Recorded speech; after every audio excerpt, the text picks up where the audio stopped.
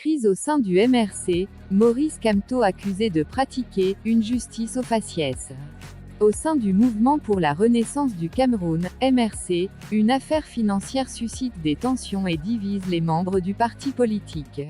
Depuis quelques jours, des révélations émergent quant à des fonds collectés au nom des membres actuellement détenus, entraînant des accusations de détournement au sein de cette formation d'opposition.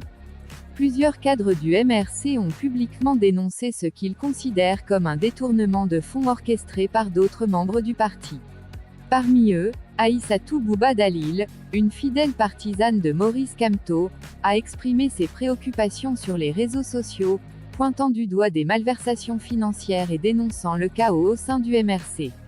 Pendant ce temps, le leader du MRC, Maurice Kamto, est resté silencieux face à ces allégations, ne réagissant pas publiquement à cette situation.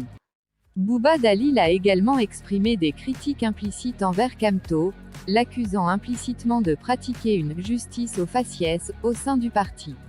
Ces déclarations révèlent un climat de tension interne, déclarant être la seule membre du directoire national à être maltraitée dans cette situation, refusant d'être sacrifiée au milieu de ce désordre.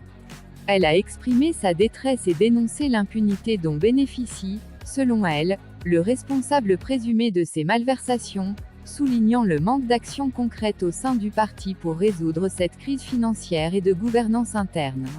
Bouba Dalil souligne également le risque pour le MRC de perdre sa crédibilité si de telles situations persistent. Voici les dénonciations de Bouba Dalil.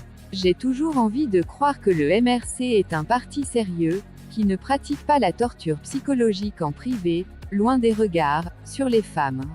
J'ai toujours envie d'y croire à ce slogan, faire la politique autrement.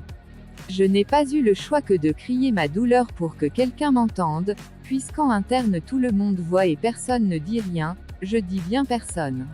Je suis la seule membre du directoire national qui est traitée de cette façon, comme s'il fallait, dans tout ce désordre, sacrifier une personne. J'ai dit non, l'agneau du sacrifice là, ça ne sera pas moi. Et pendant ce temps, le responsable de tout ce désordre court toujours, personne n'ose le toucher.